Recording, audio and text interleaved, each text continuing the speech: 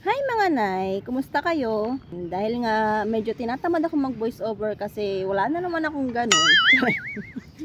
Minsan talaga nakakatamad pagka walang ganun, di ba? So gusto ko lang pong ipakita sa inyo, lalo na po sa mga bago kong followers, yung mga una-una ko pang mga video na yun talagang wala pa kami halos budget, tas wala rin akong trabaho. Tapos si Bossing palaging nasa dayo pa yung trabaho niya.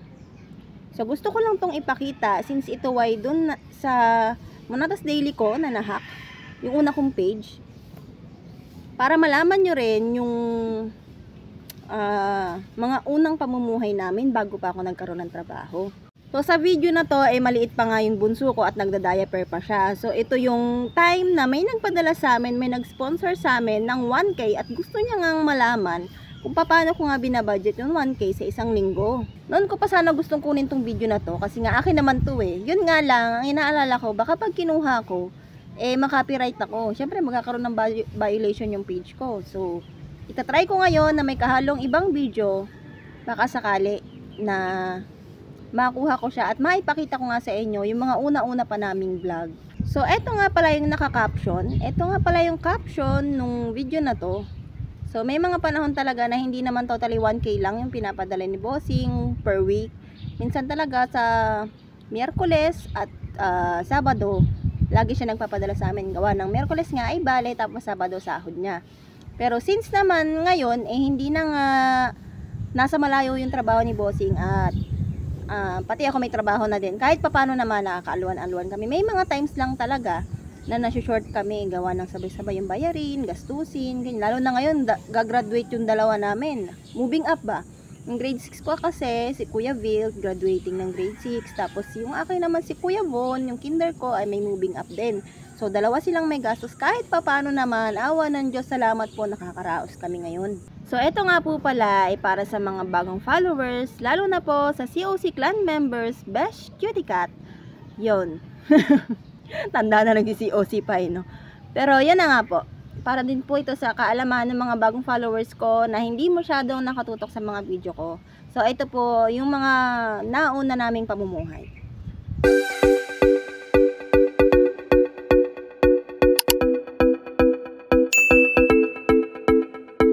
Hello, hi po! Bago nga ako magpuntang palengke, chinek ko nga muna kung ano yung mga wala at meron dito sa aking kusina. Opo, chinek ko muna para matansya ko kung dapat ko bang dagdagan ng marami o kukunti na lang yung bibilihin ko. Meron pa naman akong pailan-ilan ng mga stock dito. Ang talagang kailangan ni priority ay yung bigas kasi nga, di ba nakita nyo naman halos wala na talagang laman. At halika na nga po, mamalengke na tayo. Hello po, good morning! So, Monday morning ngayon at medyo mahangin pa nga meron kasi akong challenge. Meron nag-challenge pala sa akin. So, na-sponsoran niya tayo ng 1K at kailangan mabili natin to, ang budget natin ng 1 week.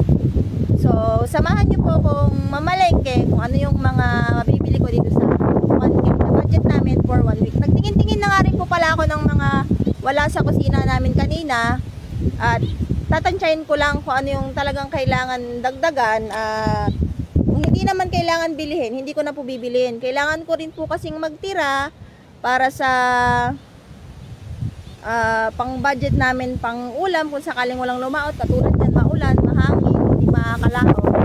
Kailangan ko magtira para may pambili kami ng pang ulam-ulam kung walang stock dito sa amin. So, samahan niyo po ako. Siyempre, dumiretso nga po tayo sa bigasan. Yan ang unang-unang dapat nating mabili. Tapos, since maraming akong labahan, dumiretso nga ako sa grocery para bumili ng mga sabon, powder, Downy, Bareta, Sunrox. Disclaimer lang po, lahat po ng mga items na yan ay hindi po sponsored. So, baka naman. Dito nga ako nag-grocery kasi nga pwedeng tansyahin yung binibili mo dito. Pwede siya yung tingi-tingi. Sa ibang grocery kasi nakabundle-bundle na. Hindi ka pwede bumili ng pa 1-2 piraso lang. Kailangan kung ilan yung set niya. Halimbawa, 6 pieces siya sa isang set. Yun nga yung bibilihin mo. Yun nga lang ng mga time na to, nag-i-stocking nga sila. Kaya naman, wala yung ibang items. Natatawa nga ako kasi habang nag-film ako, tinatanong ko sila, pwede ka bang isama sa vlog kasi magbibideo ako? Napapasabi na lang sila ng, oh talaga, nagbablog ka?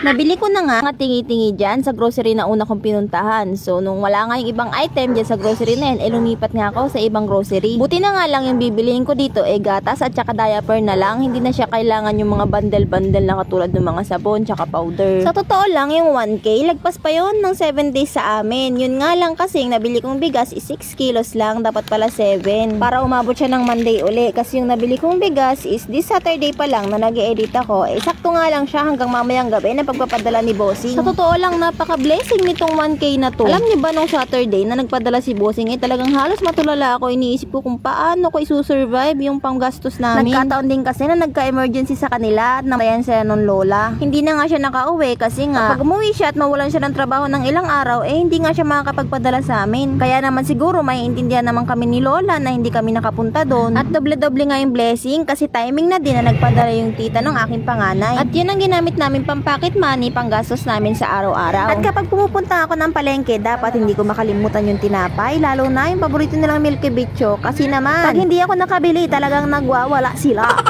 At ayan nga yung 1K barya na lang. So yan na nga yung ginamit kong pamasahe papunta sa amin. At halika, punta tayo sa bahay at tayo yung mag-compute na nga.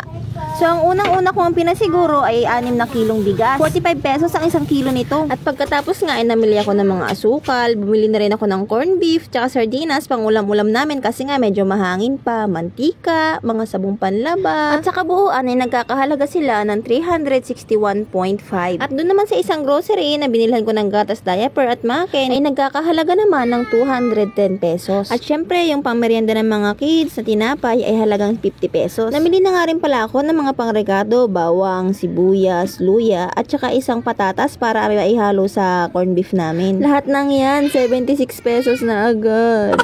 At ang total nga ng lahat ng yan ay 967.5. Bali, 968 na nga Tapos, yung natirang 32 pesos, yun yung pinamasahe ko. And as of now, Saturday, yung bigas namin, sa tingin ko naman, naabot pa yan kinabukasan, Sunday. Tapos, may mga stock pa naman kami ng mantika, toyo, suka, at saka mga ilang-ilang rekado. At may naiwan pa nga rin isang sardinas, at saka mga sabon.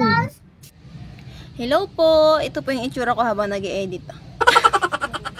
Agising ko lang kasi nag-edit ako agad, nakatulog ako kanina, alam niyo na puyat, nagtupi baga ako kagabi. So sa totoo lang po yung 1K, sobra-sobra pa po yun sa 1 week namin kasi every Saturday ang padala talaga ng partner ko is 1K, tapos every Wednesday ay 500.